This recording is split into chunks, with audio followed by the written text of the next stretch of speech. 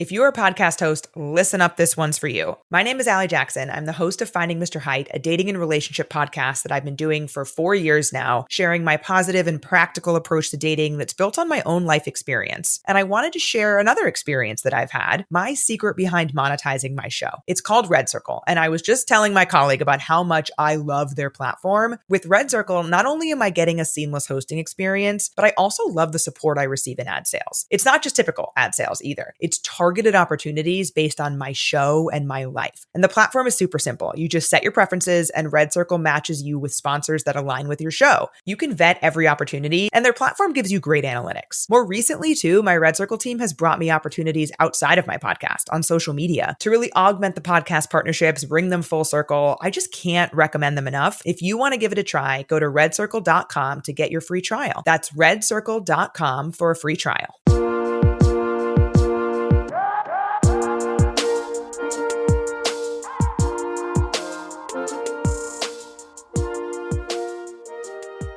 Hi everybody, welcome to another episode on Altar Call MAFS. I'm your host Tane, here for this week's reality show Ramble. Thank you guys for those of you who sent comments and liked the first episode that I just kind of was rambling on. And it encouraged me to do another one because there's always something to talk about. I know the holidays are looming close, so I hope everyone has plans for a good holiday. My last few episodes for the year will be coming out in the next week or so. Those will be the last new episodes, and then I'll take a break and we'll be back with new episodes in the new year. So thank you for listening. And this week, I'm going to be talking about a couple of headlines and some reality shows here and there. And as always, if there's a show that you want to know my opinion on, send me a question or want me to talk about on the next one, let me know and I will share my opinion with you. Okay, first on the list. The rumor is that Nene is back on Bravo's good books. I don't know if it's true. And for backstory, I'm talking about Nene from Real Housewives of Atlanta, who left a couple of years ago, who sued the network, not on good terms with Andy. And now the rumor is that she's back on Ultimate Girls Trip. How do I feel about that? I feel good about it because we've talked so much about Nene coming back that I'm like, let's just get it done and let's just see how it plays out. Because here's the thing. Nene is a fantastic housewife. Nene is in the Mount Rushmore of housewives. I know recently somebody asked Andy about who the top housewives were. And of course, her name was not listed because, again, if there's a suit, if there's a lawsuit, like she said, keep my name out your mouth. Just, erring on the side of caution is my assumption. I think at BravoCon, he said they had texted a couple of months ago. Maybe things are good. I don't know. Nene's great. Nene was great for a couple of years, and then she thought she was bigger than the show, and she went on Glee and had those opportunities and started treating it like it was beneath her. She came back, but then she became insufferable. Like, even at the reunion, she did not want to participate. She did not want to give and was just being really, really nasty, and it was just not fun to watch. So that's my last, memory of her is that. And I know that the nostalgia is strong and everyone is like, bring Nene back. But the chemistry with people matters. And I know that she still has those relationships off camera, but I'm almost scared that what if she doesn't live up to the image and the reputation that we had of her before she left? And then, but what if it does work out, because, she hasn't lost it and it's a different phase of her life, RIP to Greg, her husband. So I want her to come back. I want this to happen just to kind of feel like, where is Nene these days, and let's just see what she's going to give us. And also, Ultimate Girls Trip is always a good time. Like, we'll never get the magic of what the first one was because it was so amazing.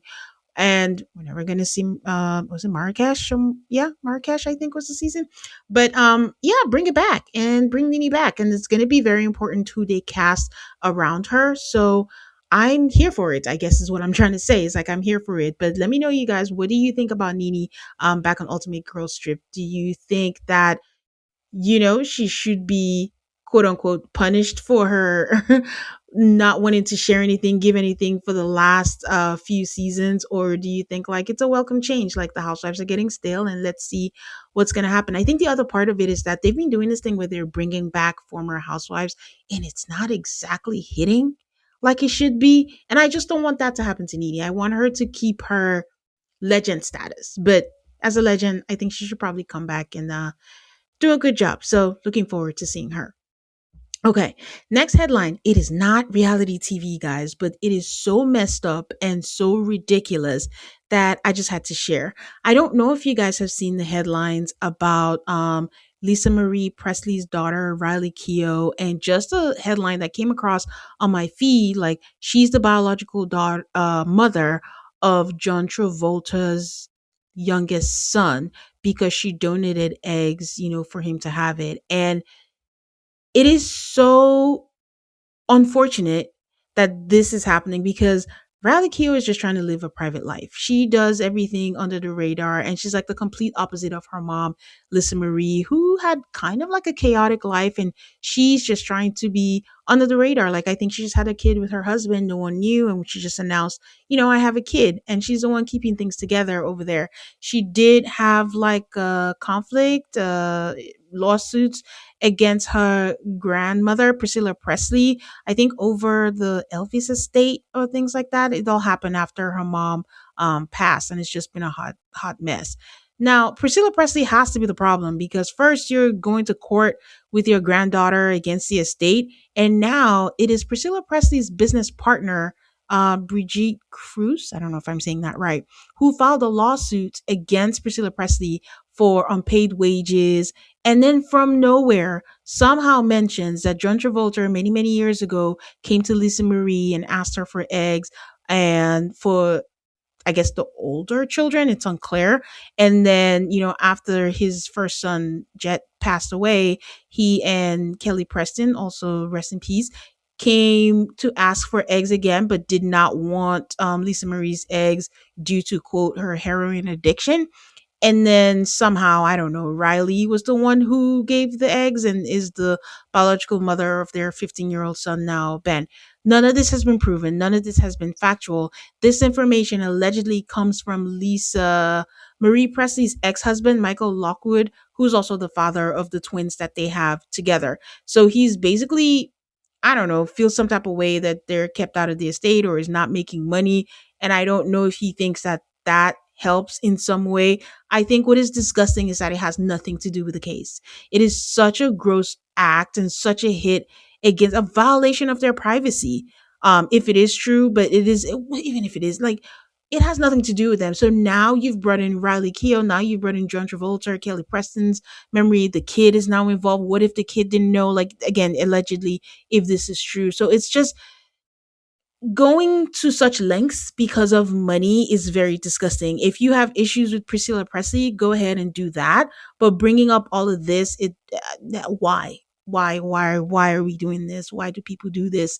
And the whole talk is like, oh, it happened because I think they're all in, Scientology. Lisa Marie was a part of Scientology. So this is John Travolta and Kelly Preston. So that's the whole talk, that's what the whole link is. And it wasn't just like a random ask and things, but it's just gross. And I can't believe that this was a headline. And I hope that it just fades away into the black and just goes away.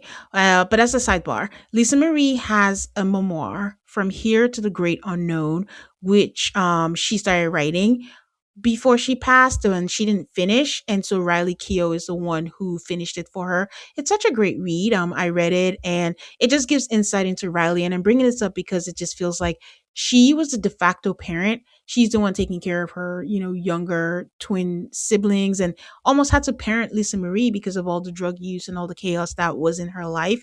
And I just, this feels like another thing that she has to manage because remember, they also lost her brother to a drug overdose. So it's just a lot of, unfortunate things. And after reading the book, I just wanted peace for her. So seeing this headline was just like, oh my God, can this girl live? But yeah, if you're looking for a good memoir, like, and I always say, if you're reading memoirs, it's always better on audio because even in the book, Lisa Marie provides like actual audio tapes of her talking about stuff that she was, recording so that they could use So there's that. Okay, on to the shows. Let me start with Survivor because Survivor just ended. Survivor just had like this big old, finale. And I gotta tell you, for a season that I really wasn't feeling, I kind of enjoyed the final tribal cancel, even kind of enjoyed the fire, even enjoyed the after show. Still against the after show, but actually enjoyed it because I just think it's too soon. You can't crown a winner and then immediately you have to process everything immediately. And also selfishly, I miss the live show. I miss Jeff walking in with the votes. I miss all the little things they used to do, the audience clapping, the videos, seeing the difference between what people actually look like, not when they were in the jungle, hungry, playing for 29 days, 26. Sorry guys, one of those days. Yeah, so I missed that, but yeah, but it was one of the better ones that I have seen in the new era. And winner was Savannah, and it's almost like duh, who else would have won the show? Well, it could have been anyone, but still, we kind of knew because we already knew that Savannah and Rizzo were going to be on 50. So for me, it was either one of them, which again I think affected the way I was watching it. But Sophie should have taken Rizzo's idol, but I think Sophie did a good job by putting Rizzo and Savannah together in the fire. I was like, okay, that could be a move, but I like that. But it was just, that's what made it enjoyable because I was like, huh, who's going to win? Because that's going to determine who wins and who leaves. And I know I said I enjoyed the fire. Listen, I have to accept it. I don't necessarily like it, but it's here to stay and I have to accept it. But it is such a shame. Wasn't really feeling Rizzo like it was doing too much, but a little hearing his story now, I have a different appreciation for it. But he played such a bold, such a good game, and to be taken out by fire, it's heartbreaking. Like as a viewer, I think it's heartbreaking. As the person playing, I can't even imagine what that feels like. But it's also a situation like we know there's fire. You have to practice fire. You can't come in that cocky. I know he was cocky, but you can't come in that cocky and not practice fire knowing that you might be put to play fire. And if you're playing that boldly, that is the one opportunity for them to take you out. So practice before you come on. Everyone's practicing the game, the puzzles, doing 3Ds. Well, add that to the list. Make fire. Um, did I miss when Jeff stopped saying jury names? Like the jury just comes out now and he doesn't say the names. Or was I making that up? I kind of missed that too.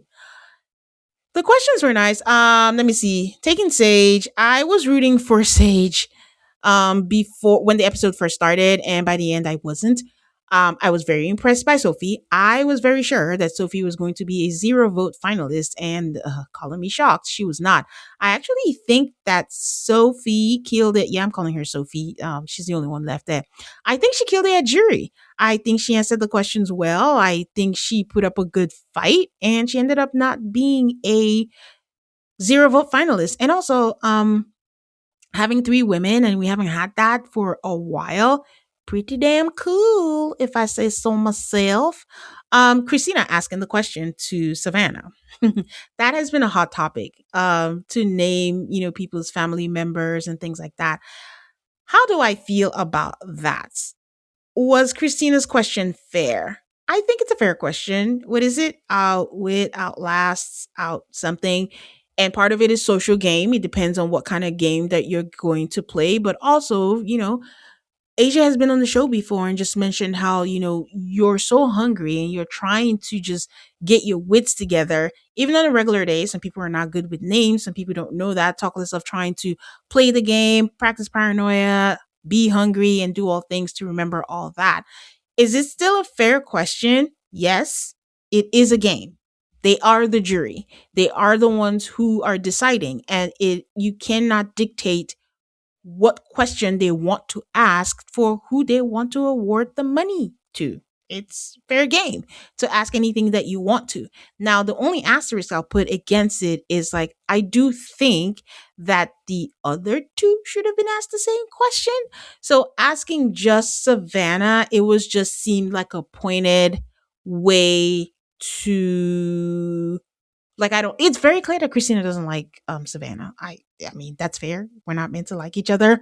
You can't like everybody. I don't think Christina meant it to be mean, but I think that she kind of meant it to put holes in her argument. But also, why not? If that's what you want to do, it's kind of like the opposite, maybe. Yeah, I think it's kind of the same.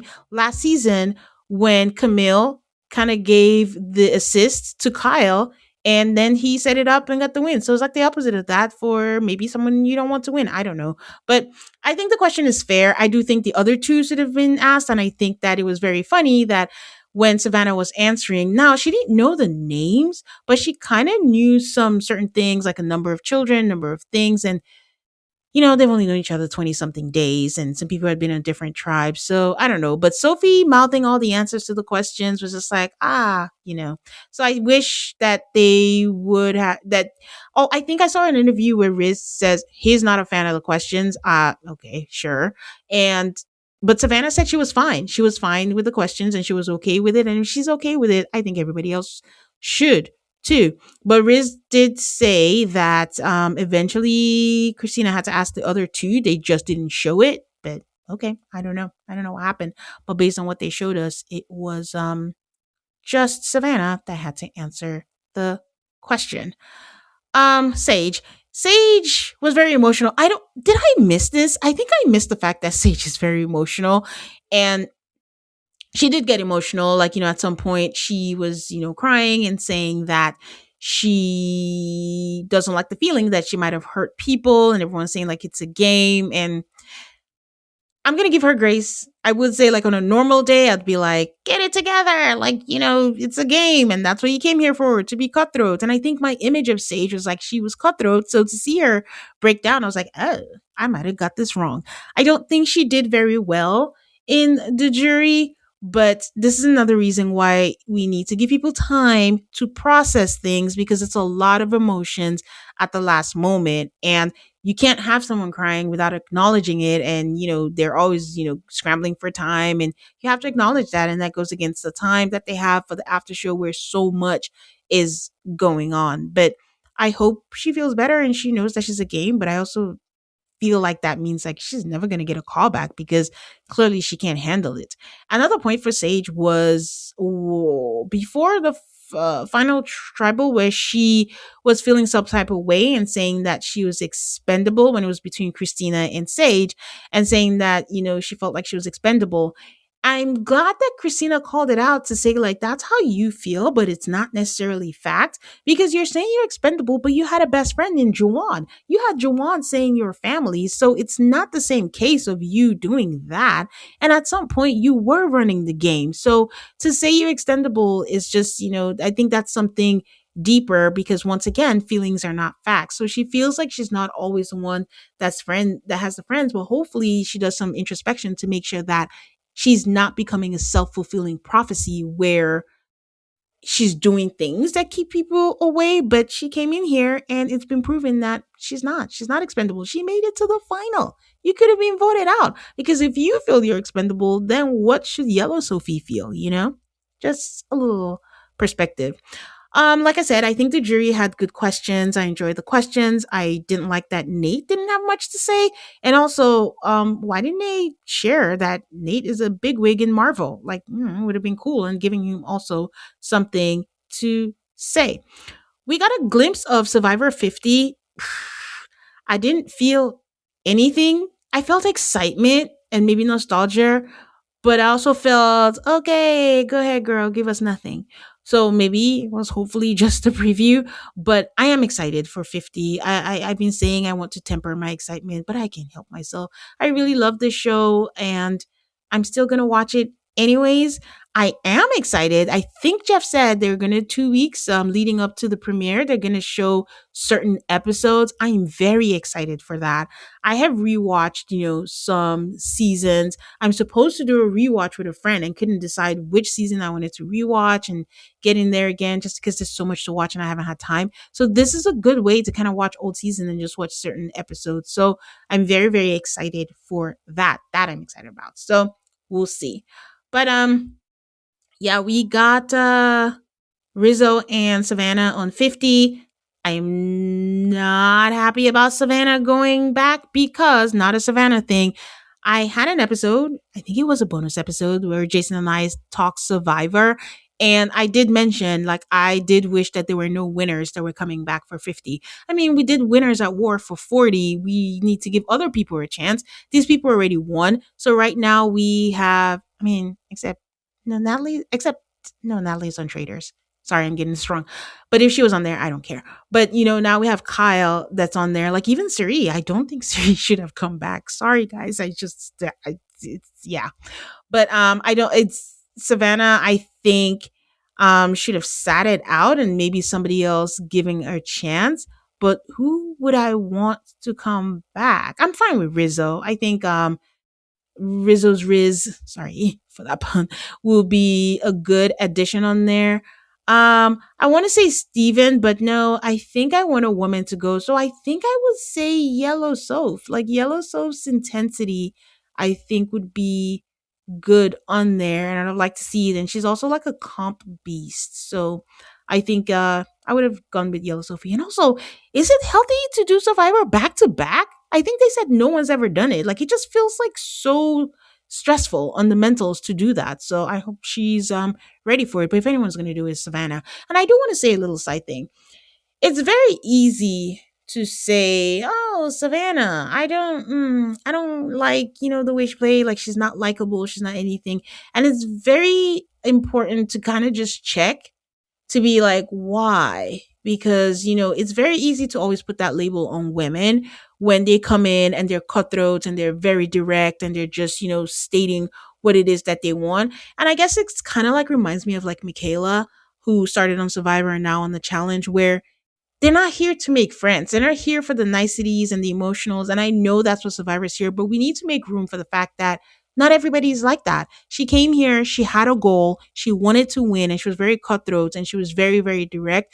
If other people get praise for it, like she shouldn't get dinged for it. Like, even if she's not likable, okay, fine, that's okay. Like, she came here to achieve a goal, she achieved that goal, and it's just, I don't know, just something like even for myself, just to check myself, like, why? Why is it an issue if they do that? And there are other people who do that who are men, and that's okay. And my final point on them, Rizzo and Savannah going on 50 is just they have the advantage of the fact that no one watched their season and no one knows what they did. So they could go in there and come up with a plan and say, like, oh, we didn't do so well, and not know, like, if they won. But somehow they all have loose sleeps on Survivor. Someone's going to slip and say, don't tell anyone, and the whole group is going to know. So that's it on Survivor. As always, let me know your thoughts and what you thought about that.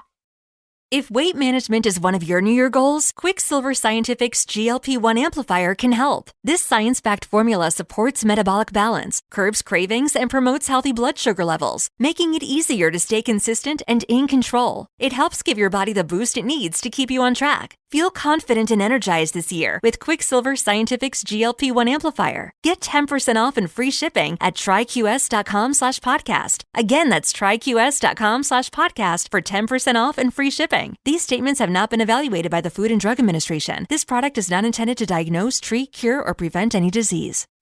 Let's talk about Married to Medicine. I love this show. It's taken a turn in the last few seasons, but I love this show. I think I've said this on the podcast many times that there was a time, if you asked me what the best shows on Bravo were, I always used to say Married to Medicine and Vanderpump Rules. Married to Medicine is in its new season. I think we're about 3 or 2 episodes in, and it's fun this time. In the last few seasons, I think has been dark. It just felt like they didn't like each other, and every single episode was them just the coworkers that don't like each other being around, and it wasn't fun to watch. I do think one of the better things is having Heavenly as a friend. I'm not a Heavenly fan, and it's the best thing because we don't see too much of her. I think she's a friend because she's running for office or something. I don't understand that, but that I think that's the reason that we're given. But I also think that she's being a little low key because she's running. I say that as she yells at Toya, like, don't talk about my son. She can't help herself. But I don't think she knew she was going to be a friend of. But I don't know. I think it's a good thing. Like it's too much when she comes on. I love me some Toya. I love the way Toya does not give a fuck. Like she's gonna say what she want to say, and she's gonna stand in her truth, and she's gonna do what she want to do. And that's the best thing you can give on reality TV. Just being your authentic self, for better or for worse. And I love Toya and Eugene. They are so like authentic to me, and the way Eugene rides for his family, the way Toya raises her boys. Yes, they move house every season, which is insane. Moving is a bitch, and their houses are not small. So to pack up everything every year, I don't even understand it. And Eugene driving 3 hours for work, that doesn't even sound healthy, but okay. I am sorry for the loss of Toya's dog. She seemed to really love her dog, and it was just such a tragic way to die. But sorry for her. Now, the thing that's been going through everywhere is Simone and her kids. That dinner. I like how the oldest son just didn't say anything. He was just panicking internally, just like, what the fuck is happening right now? But her younger son, so entitled, Simone is angry. She should be angry. She's angry at Cecil, she's angry at her boys, and probably angry at herself because at the end of the day, she and Cecil raised them this way. What are you racking $60,000 of charges on a credit card that you are not paying for? Why do you feel that that's okay? You got a condo that you don't even have to pay for. You got freebies. You can do whatever you want. Listen, I read or saw something where a financial advisor was saying like it's important to have cash around your kids so they know the value of money. Like kids these days just know that you swipe a card and they just don't understand like, oh, you don't have money. You just have a card. You just tap your phone and that's it. But when they see cash, which is finite, which is gonna, run out, maybe they'll understand that money actually runs out kind of too late for Simone's kids. But it was just crazy to me the way the son was talking back so boldly, talking back saying, I'm done.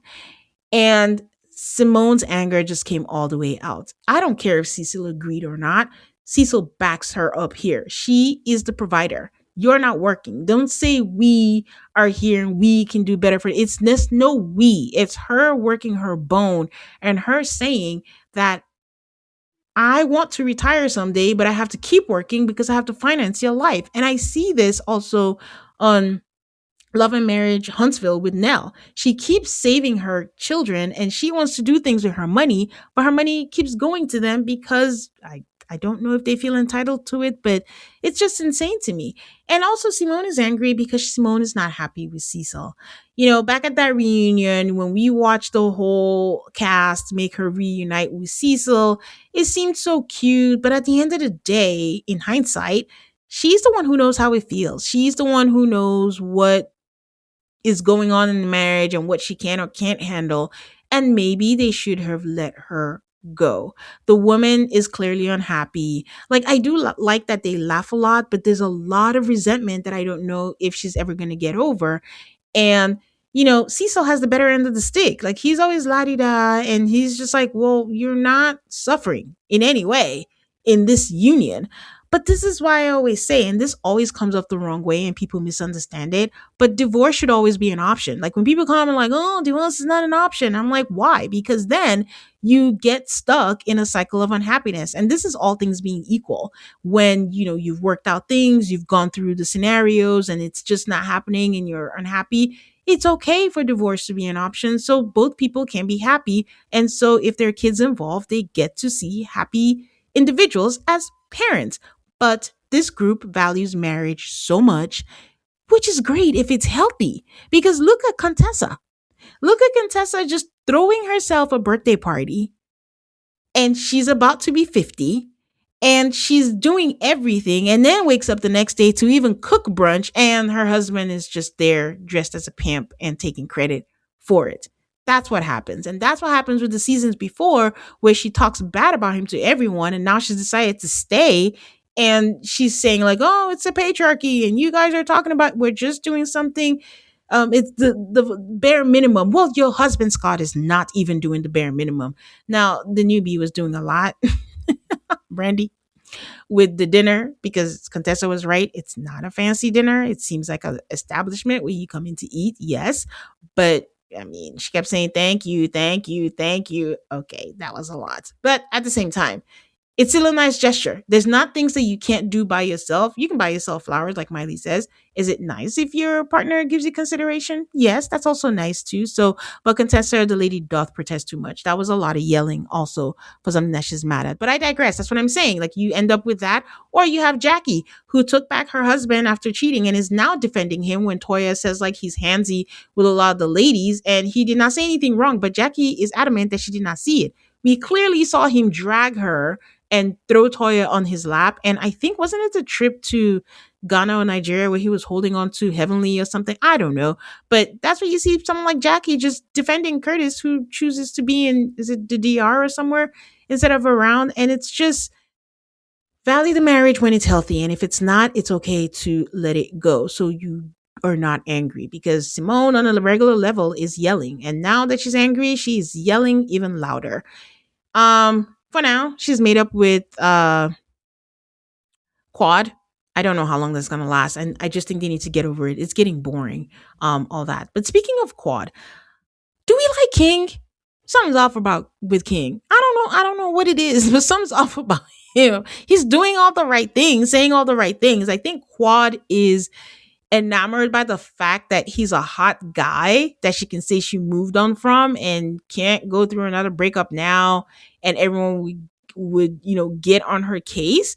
But I really do genuinely think that she's hope that she's happy, because the conversations they have, I'm left feeling, is this okay? I know some people didn't like, I think in the last episode when they were working out and he was calling her big back. I don't know. Some people joke like that, maybe that's their dynamic. Now, what kind of put me off was when they were talking about them having a kid, just the tone. And it didn't seem like he really understood like how much she's putting her body through to go through IVF. And it was a little flippant that I don't know. I didn't like that. But also, I don't know. Let me know. Do we like King? If we don't like King, do we know why we don't like King? Because I don't know. I just feel like something is off. But I'm also hoping for Quad's sake that, he's good. One last thing, the newbies. Brandy seems to be assimilating well.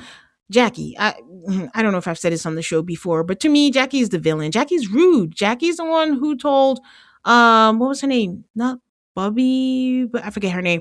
I'm, talking about infertility and, saying that out loud. And she's the one who told, was it Heavenly before they became best friend? Like, she looked like a busted can of biscuits. And then now you just meet Brandy. Like, is there something wrong with your thyroid? Like, come on. Yes, you're an OBGYN, you're a doctor, you see things. That doesn't mean you don't have etiquette. And you always like to, let us know, like, oh, you're such a lady. But I say this all the time. Jackie is the villain. Jackie is the villain. But yes, Brandy seems to be assimilating well. It doesn't seem like she's being hazed, and she seems to be doing okay.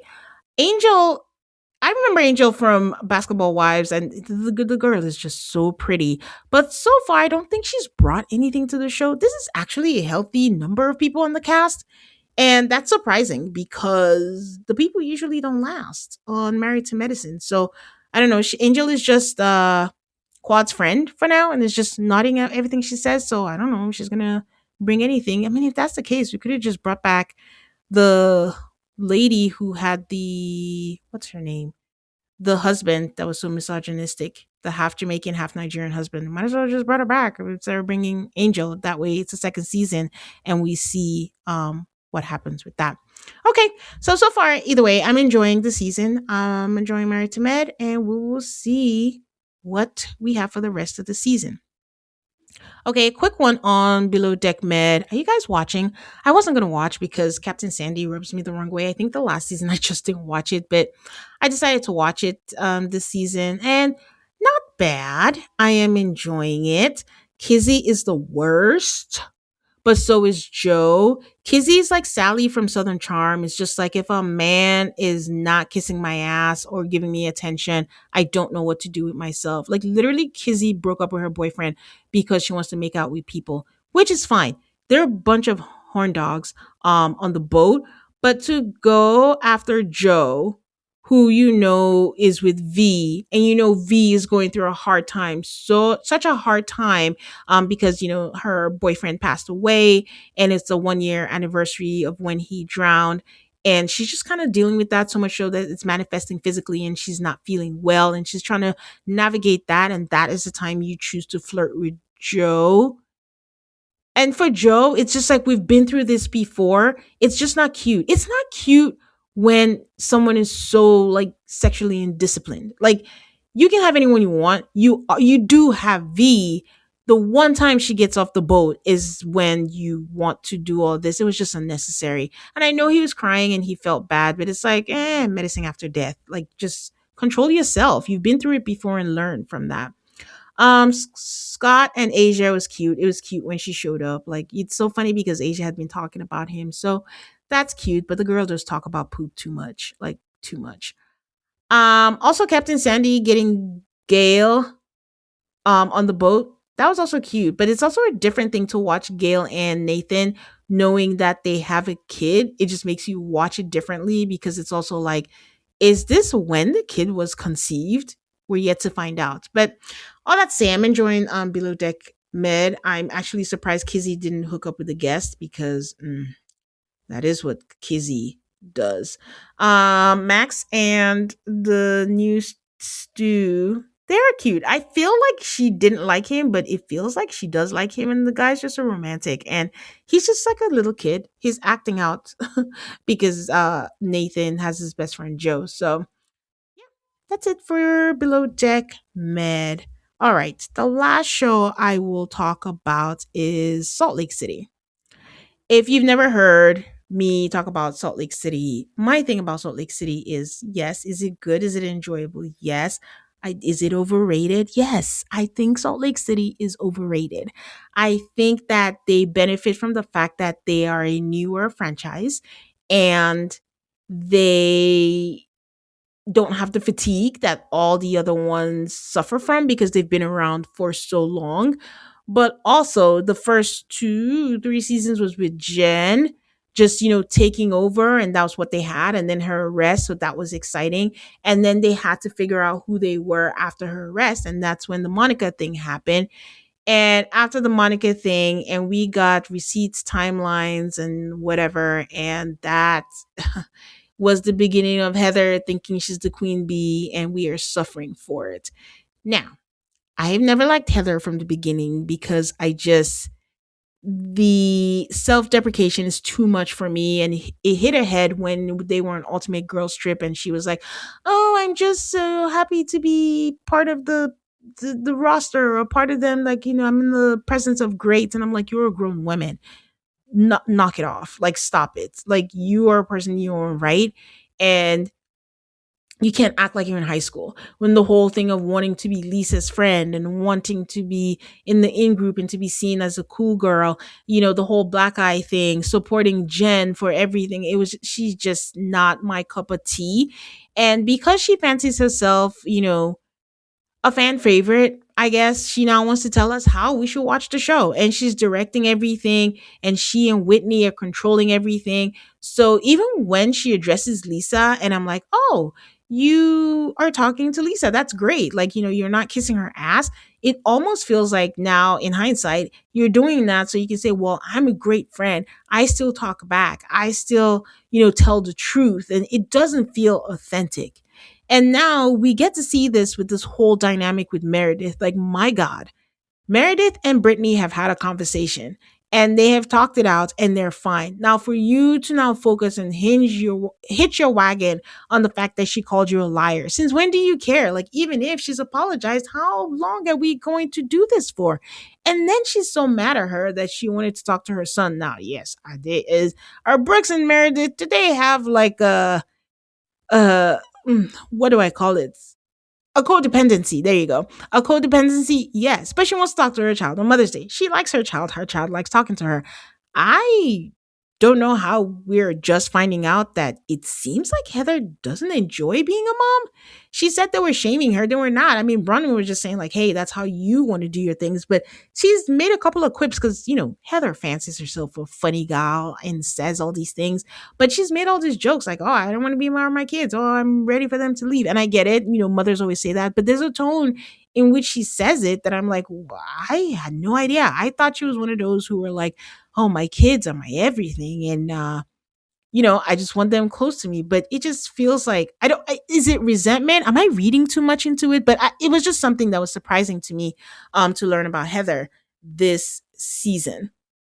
But she needs to let it go. Like, stop poking and poking and poking. And then Whitney with the assist over there, she already sounds like she's whining. So it's just like, oh, can I hear from Meredith? Can you stop talking for her? But well, you and Heather do the same thing. So stop being annoying.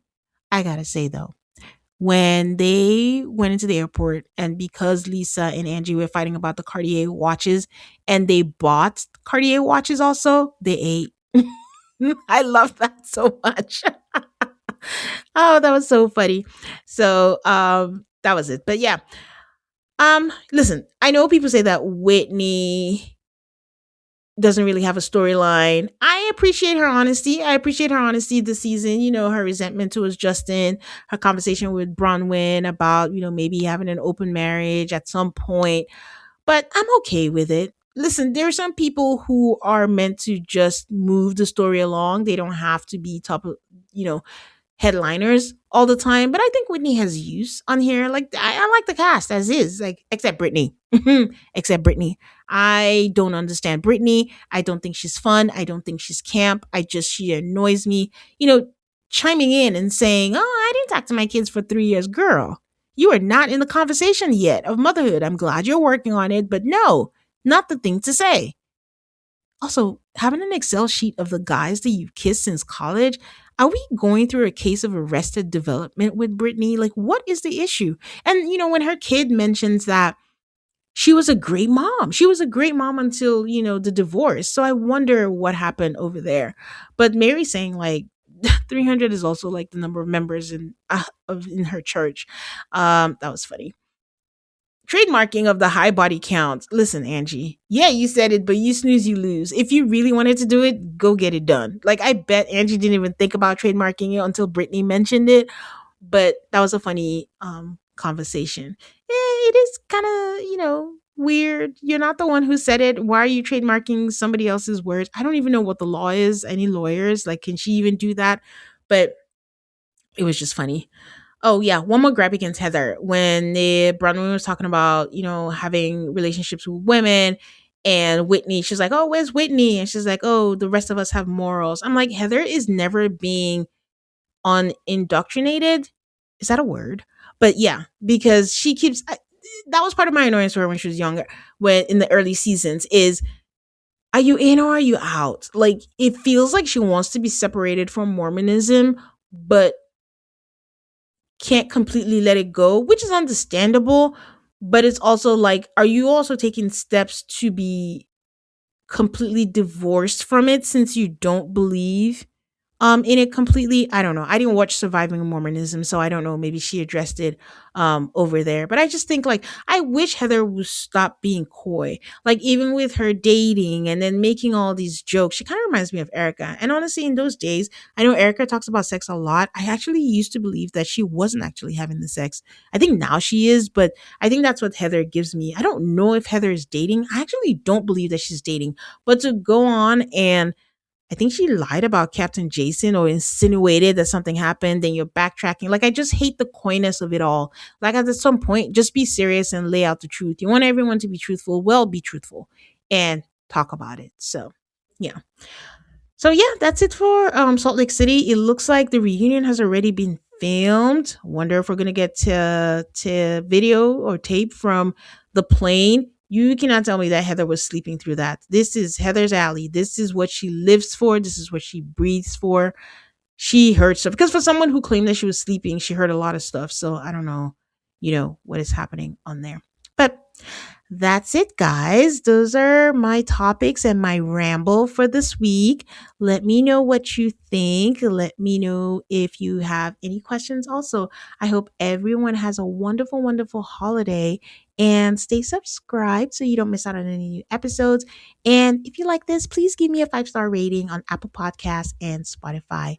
Until next time, guys. Bye.